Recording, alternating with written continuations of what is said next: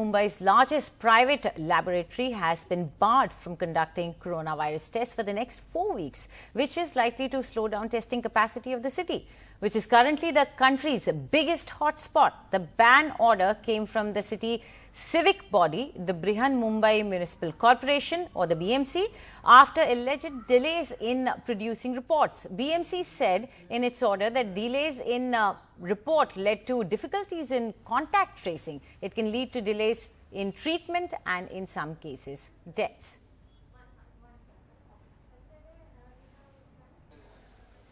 For more on this, we are joined by my colleague Saurabh Gupta from Mumbai. Saurabh, BMC seems to be taking a very strict action against this private lab.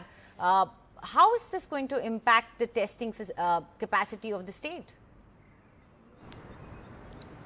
Well, I mean, obviously testing capacity will be impacted as a result of the action of the BMC. But what is important also to note is that the BMC has sent out warnings to these private labs that please send the reports on time, do not delay reports. What happens if there's a delay in report? Well, in some cases, of course, the person continues as a spreader. In some cases, it might also lead to the person deteriorating. And the numbers of Mumbai are not something that you can take chances like these with. Now, yes, will it impact, testing capacity? That is something that obviously is going to happen because these are big labs and they were taking on far more number of tests.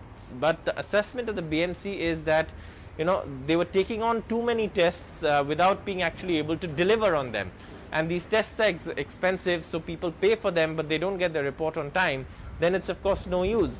And if you look at the death rate of Maharashtra, which has climbed marginally to 3.7%, what the BMC says is that in some cases, as a result of the situation here, what happened was that there was often people who could have died because the result didn't come on time. So it is, of course, something that the labs describe as draconian action. But the BMC says it's justified given that these labs have to follow guidelines and can't delay results and also can't be providing false positives. Right. Also, Mumbai has reported 97 deaths 2 days in a row. How do you analyze the numbers that are coming in? Well, again, this is something that perhaps one was expecting a spike in the number of cases, and as a result of that also, perhaps the recording in the spike in the number of deaths was also expected to go up.